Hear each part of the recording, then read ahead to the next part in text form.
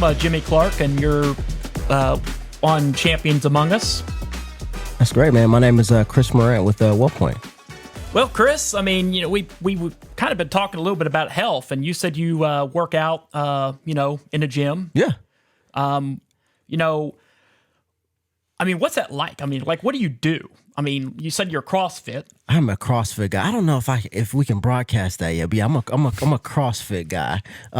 Been doing CrossFit for about 4 or 5 years now, and I just got finished working out this morning, man. It felt good. You look like you've been working out too, man. Just not just me, it's just you too. Well, I definitely been getting buffed. I like that. Get big. Do you ever like push sleds? I mean, or anything like that? Or I do. Actually, it was sled pushing today. I didn't do it though. Shouts out to my coach. Don't tell on me. Because I'm nursing up a little strain on my calf strain. But we did do sled pulls today. We did some other things too. But yeah, I just try to keep it consistent, man. What we've been talking about. You work for Wellpoint, and I do. You obviously are involved with that. I mean, what's that like? I mean, to be working in the healthcare field, like, I mean, especially, and being able to be involved with Special Olympics, which I think is awesome that we have that partnership. I love the partnership, and from day one, ever since I got introduced to Special Olympics Tennessee, it's been just the greatest thing ever. So aligning what we have as our health goals and be able to partnership that with Special Olympics has been great.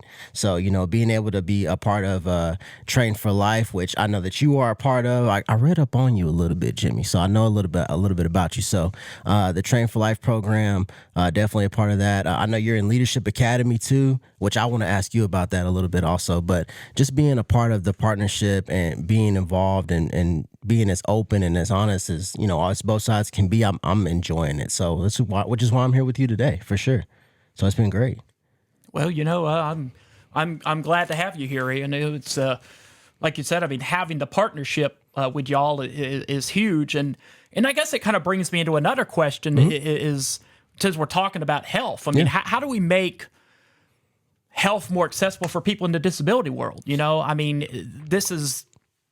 And I know it's a little different, but I mean, you work in it, and I just think that it's just as important. I mean, like, we want to be healthy, obviously. We want to live good lives, right. But how do you access that if you're somebody that has a disability? I mean, you look at people with IDD and all those things. Yeah. I mean, it's sometimes harder to navigate the system. So I think it's allowing for the opportunities to be there. So Train for Life, which was started here in Tennessee, being able to open that up to allow anybody and everybody that chance to really get in, to really lift those weights if they haven't lifted weights before, or do workouts without weights. So it's that opportunity there, and it's also advocates just as yourself who do the Train for Life, who can talk to those people and let them know that may not know about that opportunity. So just being able to be open and honest about that and being able to have that avenue to do that. And then, social media, everybody's in social media. So when they see that, oh, that Train for Life, that workout looks pretty cool. I saw Jimmy on that. What is that about? And then all of a sudden, before you know it, you'll get a text or a DM and say, hey, man, I think I want to do that too. And so that's how you do it. So just spreading the word, like what you're doing right now, I think is great. You think about us, in competing and all that. I mean, how much do you think just, being able to work out like that, that you can, be able to maintain competing at a high level? I mean, competition is everything. Iron sharpens iron. Sorry, iron sharpens iron, and that's something that I live by. And how you do that is by that competition. So. I know that you play basketball right now. I know you guys are in the thick of it. You had practice, I think, yesterday or something like that. You're trying to bring a championship home, right? Well, we had practice last week, and we've had it again today. And in December, we had like 2 clinics, where we were going over stuff. So, I mean, basketball's here. Yeah, and I'm pretty sure that practice led to that competition internally with your team. So, therefore, when you get out and play those other teams next week, that's what helps build that competition too, right? Yeah, it's repetition. Yeah, repetition and competition. Sound like a nice little rap verse right there. Yeah, repetition / competition. Yeah, I like that. Now we could maybe make a whole song. Yeah, we can do. Listen, on that. We're on a podcast now. We can do a song later. We can just do all the things, So yeah. And I also want to talk about, since we've been talking about Train for Life. Yeah.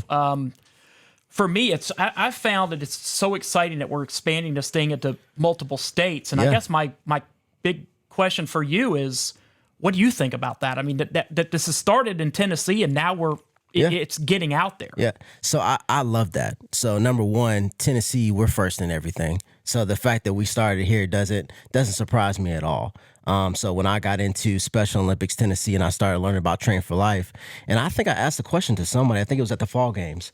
And they were like, yeah, we're branching out in other states, but did you know that we started this right here? Some of our staff started this right here. And I was like, literally here in Tennessee? And they were like, yeah.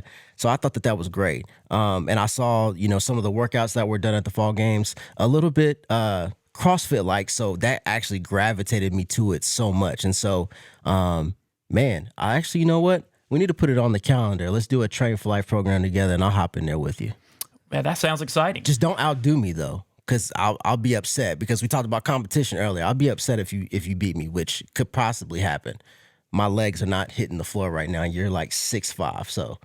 Well, actually 5'9", 5. I mean, I'm not the tallest guy, but certainly you're taller than me. Okay, so that's saying a lot. So yeah, but I love that. I've talked with them a lot about kind of the vision of wanting this to be a sports competition and trying to get it to national games and all those things. I mean, how do you see us taking this and making it into a competitive thing that's as far as the Train for Life competition and bringing that up? I mean, we're doing it now, but I'm just wondering, like, what would be a vision you would see, like moving forward? Like what would kind of come in your mind? You see a lot of competitions. I think the first thing that comes to mind is, if that's something that you would like to do, obviously being an advocate for it, but then starting it locally. I know, like with CrossFit, they have like local kind of CrossFit games, if you will. See how that's running, then slowly kind of bring that up, just like how Train for Life is. It started here, and then people started gravitating towards it, and then it kind of went up. Like, I mean, we've got it, in competitions, but, we're also kind of still, developing it and all that. Yeah. I'm looking forward to seeing it sanctioned, as an actual sport. I think that's something we're trying to do in the next couple of years. Yeah. Well, I mean, with advocates like you, man, that's not going to be hard to do. You have the voice for it. You can raise it on up, and you can do that. I think so. I mean, I look at all these different sports organizations. Yeah. I mean, you look at like the pros, you look at like college, even high school, and you look at the attention that they get with the media. Mm-hmm. But then you look at us, and for a long time, we've just never had that attention. I mean, and I still would love to see that even, at like the state level and all that too. I mean, we've talked about, it's mentioned in the news, but I want to see it where we're doing things live. Okay. I like that. And just so people can see, like, hey, we put in the work. Listen, let me tell you, I went to the fall games, and I saw flag football for the first or second time, and the athletes that were out there. You play flag football too? Oh yeah, okay. I was playing. I was playing unified this past. You're playing fall. unified. Yeah, okay, so the unified sport. So actually, talking about expansion, the unified sports is something that has been great for Special Olympics Tennessee. So out there, seeing you guys doing that, competing for state championships, like that's the best thing ever. So you talk about doing the expansion and getting it known. That's one of the best ways to do that, especially with it being inside, the schools. And so I think that's great. I think a podcast is great. Anytime when you can get outlet out there, and not just with people like me, I'm not important, but like people like you and other athletes, so you can get there and talk about you guys, experience out there, that's going to be just a trailblazer for sure. So I think that's something that's perfect. I'm also find that's exciting is that now colleges. Yeah. We were just talking about Vanderbilt earlier, right? And what do you? I mean, to me that's huge. I mean, I guess what would you when you think of that? I mean, what? As far as college sports? Yeah, I mean, I think it's incredible that we've branched to that level. Yeah, I think that's incredible. And shouts out to the universities and the schools that are partnering as well. I know we were just talking about Vanderbilt earlier. Shameless plug, but they're doing great. Anchor down here in Nashville for sure. And so, I think that being at the college level, matriculating up, I think it's great. It's great for Special Olympics Tennessee for sure. Well, that's, I mean, you said exactly what, I've been, feeling and so. Feeling and saying and getting it out on this podcast for sure. What's your favorite sport? God, basketball. Basketball? I mean, Okay. it's actually the one that I started in Special Olympics in. I actually started in my was it my junior? No, it was actually my senior year. I believe I started. Well, no, I think Yeah. my junior year. I think. I read up on you. I'm gonna brag about you a little bit. 2 decades in Special Olympics, Tennessee. Yeah. And what year? What, 35 now? 35. I think I was in my like low 20s maybe, or like, well, probably in my, like low 20s, I think. Yeah, yeah. So, now I'm 35 and, I'm still kicking, and I don't plan on quitting. Look, that age means nothing, man. I mean, it's a little bit harder for me to get up in the morning. I got a little ache in my back. I'm about 36, so I'm right there with you. But I just got to stretch a little bit more before I get on I can't play basketball right now. I'd hurt myself. But you're still doing it, and you're doing well at it. And you were just telling me earlier before we went live about, you guys are practicing right now. You got some. I'm not gonna give out all your secrets about what you guys do in practice that you told me about. Oh, shit! I might not. Maybe I shouldn't have said it on the podcast. Hey, we weren't recording. We weren't recording yet. So I won't say it. But I won't say to Randy that I said anything about that on the show. Right. We're not gonna talk about that. But you talked about competition, and I think that's great, and the stuff that you and your team is doing. As far as practicing for your competition, I think is great. So before you got involved with Wellpoint, which you obviously have a passion for health, which is why you got involved in it. But like, what other things did you do before that? Like, did you have other career things you were doing for a while and that you had an interest in, and then you moved to the health? So I've always been in healthcare ever since I got out of grad school. So I went to grad school at Middle Tennessee State University, and ever since then I've been in the healthcare field. I wanted to kind of do something in sports a little bit, not sports broadcasting like you. I don't think I had the voice for it. I sound a little nasally right now, but wanted to do some other things. But healthcare has kind of always been there. I've always been a person that wanted to help people, and that's just kind of the lane that I grew into. Did I think I was going to be at where I'm at now? No, but started out in case management and worked my way up.